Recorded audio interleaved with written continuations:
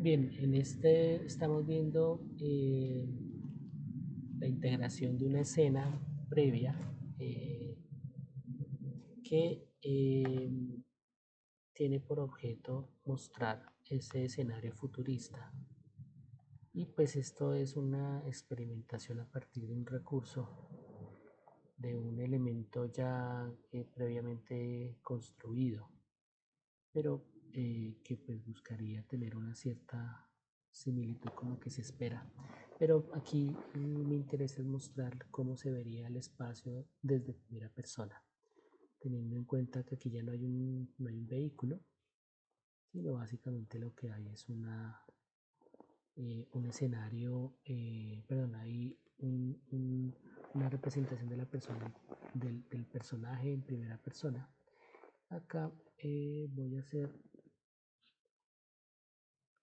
un pequeño ajuste que no había previsto y es precisamente la razón por la cual pareciera que el personaje no sube ni baja, y es porque está dispuesto de tal manera, perfecto, listo, estaba dispuesto de tal manera que estaba pisando un suelo invisible, que pues es ese espacio blanco que estamos viendo ahí. Bien, aquí voy a hacer un ajuste para volverle a dar play. Entonces aquí la idea es que en la medida en la que el personaje se mueva, pueda bajar escaleras, subir por ciertos elementos y de esta manera poder tener una aproximación muy cercana como supuestamente se sentiría en la realidad navegar por determinados espacios. Aquí por ejemplo está subiendo una pendiente, pero todo esto se da en primera persona. Obviamente en primera persona se esperaría, por ejemplo, que se movieran unos brazos, moviéndose, de pronto escogiendo objetos, pero básicamente la primera persona es esto que estamos viendo acá, es un desplazamiento en el espacio, que en este caso al hacerlo a través del juego, lo haríamos de la misma manera que moveríamos el,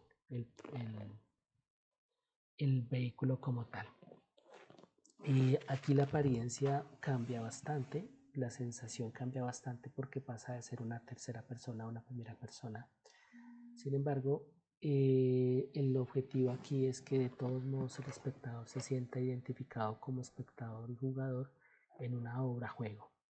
Entonces, este obviamente es un proceso de experimentación que de lo que se trata es de poderlo enriquecer y fortalecer lo mejor posible.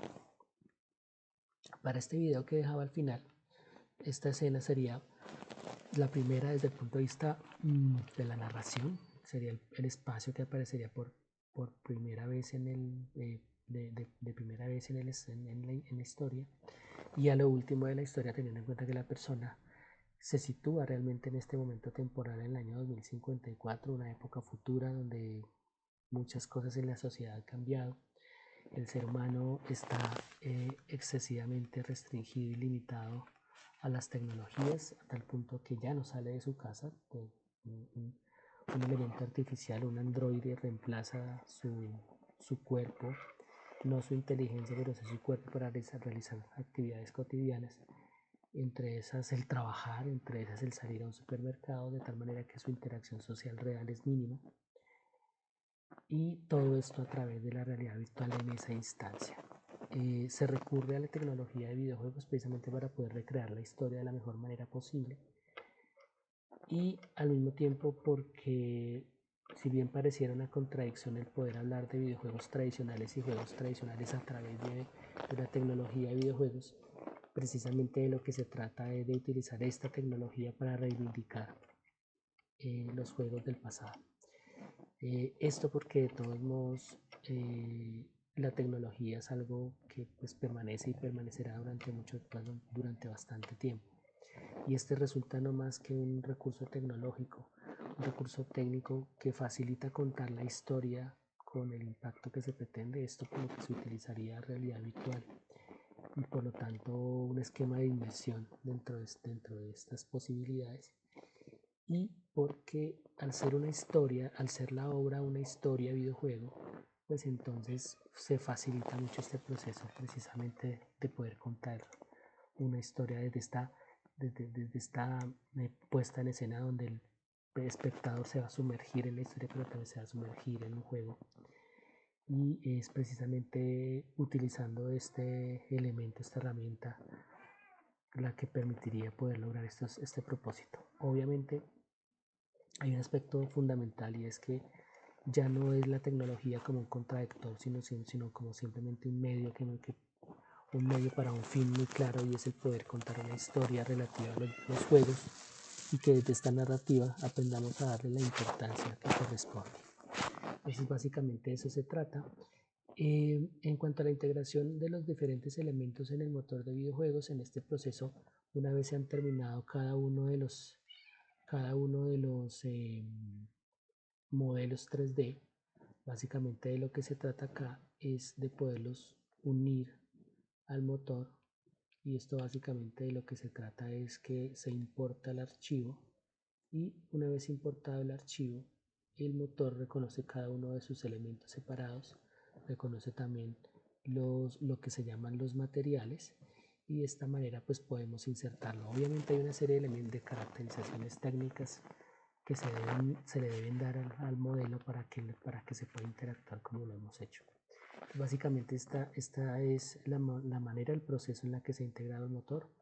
Como había mencionado, hay algunos elementos como el vehículo en los aspectos de programación que ya habían sido creados con anterioridad, y el modelo actual del buggy es reciente, teniendo en cuenta que se había utilizado anteriormente este modelo que estamos viendo acá, pero se fue cambiando a una versión diferente y más bien muy supeditada a lo que es las preferencias mías en cuanto a vehículos y en cuanto a juguetes. Entonces podríamos decir que es como un juguete muy ligado a lo que en la infancia tuve en algún momento. Entonces muchos de los elementos de juego que se pueden visualizar obedecen precisamente a esta noción de infancia, y precisamente dentro de esas posibilidades de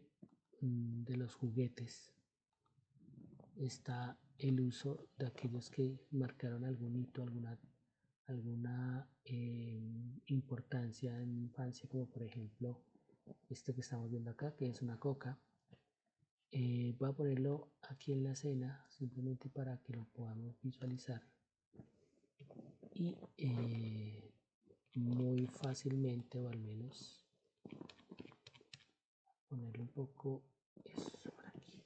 Pues este es una coca que es uno de los juguetes de infancia pues más importantes, y que curiosamente son muy pocos los niños que hoy en día juegan con un elemento como este. Tenemos por ejemplo también perdón, este es el modelo. Tenemos por ejemplo este juguete, y este juguete que involucra un juego que se llama Jermis, se está representado por la pelota de letras y las tapas de refresco. Esto pues pretendiendo mostrar precisamente uno de los juguetes y juegos característicos de la infancia y adolescencia durante las al menos décadas del 60, 70, 80 y más o menos hasta la década del 90.